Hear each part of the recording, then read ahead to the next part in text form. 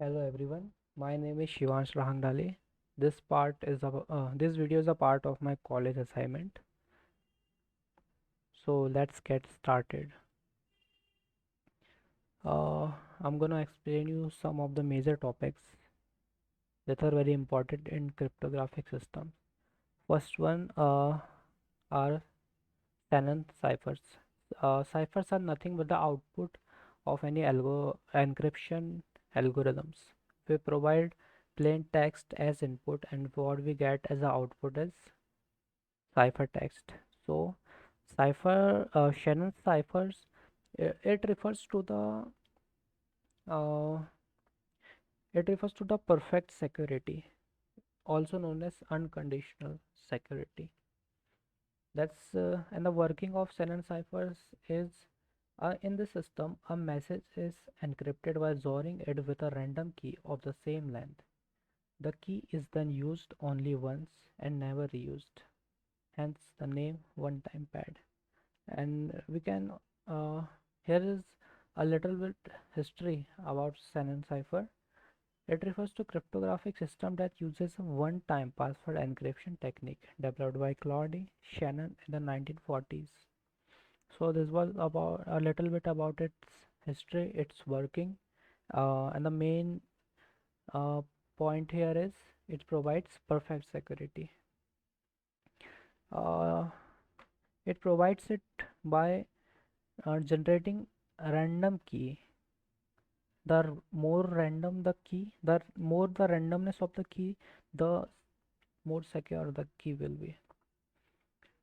We have Kirchhoff's principle. This principle states that the security of a cryptographic system should not depend on the accuracy of the algorithm, but rather on the accuracy of the key. That's what Kirchhoff's principles say.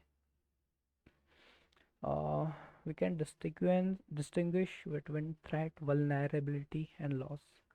Threat is any potential danger that could exploit a vulnerability and cause harm to a system or an organization. A vulnerability is a weakness or in a system, a flaw in a software, or human error or any lack of security measures.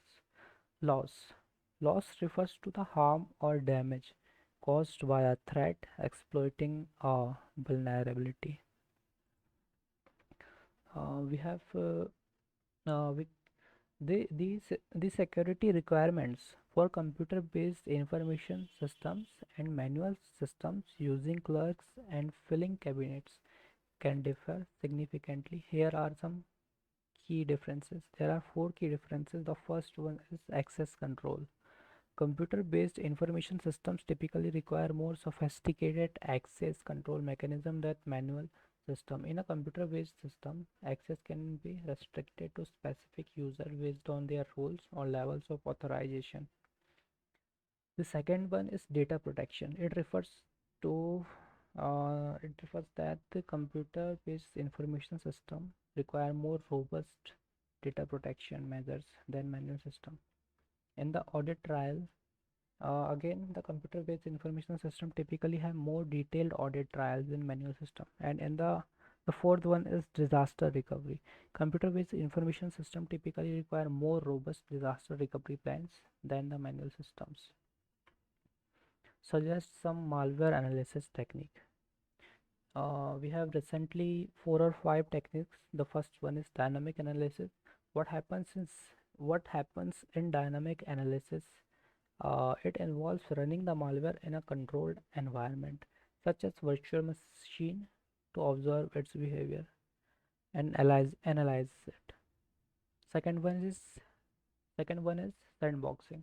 Sandboxing involves running the malware in an isolated environment that is separated from the host operating system. This can provide a safer way. This is the main point here. This can provide a safer way to analyze malware without risking of infection. The third one is code emulation. It involves creating a virtual environment that emulates the target system on which the malware is designed to run. The fourth one is memory analysis. It involves analyzing the memory of a system or process to detect and analyze malware. Fifth one is malware clustering. It involves grouping similar malware samples together based on common characteristics such as code structure or behavior, and we can analyze them. Illustrate the public key implementation of Raivesh, Shamir, and Eldaman with the given values of PNQ 7 and 11 respectively. It involves 5 steps. In the step number 1, we can calculate the value of n, which is the modulus of encryption and decryption.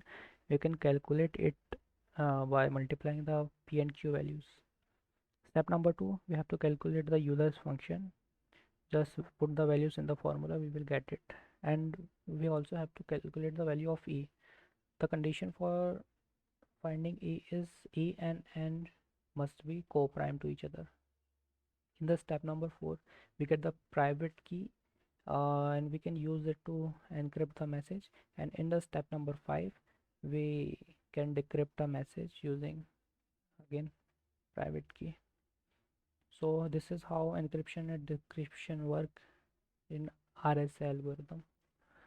Now analyze the statement and comment. Data security is maintained by 4 kinds of controls: access, information flow, inference, and cryptographic controls. Acting together, they reduce but cannot eliminate the danger of compromise. Access controls are used to limit who has access to data and when they can do it with it and what they can do it with it. Information flow controls are used to prevent data from being leaked or transmitted to unauthorized parties. Inference controls are used to prevent unauthorized reduction of sensitive information from data. Cryptographic controls are used here. Uh, while these controls can reduce the risk of data compromise, they cannot completely eliminate it. There is always a risk that a determined attacker may find a vulnerability in the controls or find a way to bypass them. Therefore, it is important to have multiple layers of controls in place, and regular review and update is necessary in order to improve the security of the system. Furthermore, the statement highlights the importance of defense in depth. What defense is depth approach refers to adding multiple layers of security.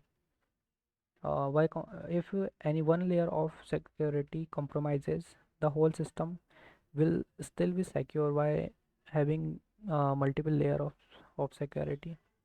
So we can conclude it as the statement accurately summarizes the importance of various types of controls in maintaining data security while also acknowledging their limitations. It highlights the need for a layered approach to data security, which is necessary in today's complex threat landscape. We have 3 types of attacker can perform. The first one is ciphertext only attack. What happens in this attack is the attacker has only access to the encrypted text and he analyzes it in order to deduce the key. Second one is known plain text attack. In this attack, attacker has access to both. First one is encrypted ciphertext attack. Oh, sorry. First one is encrypted ciphertext, and the second one is its corresponding plain text. He has information of both of them. Using this information, he can reduce the key. And in the third one, chosen plain text attack, the attacker can choose the plain text that is encrypted and observe the resulting ciphertext.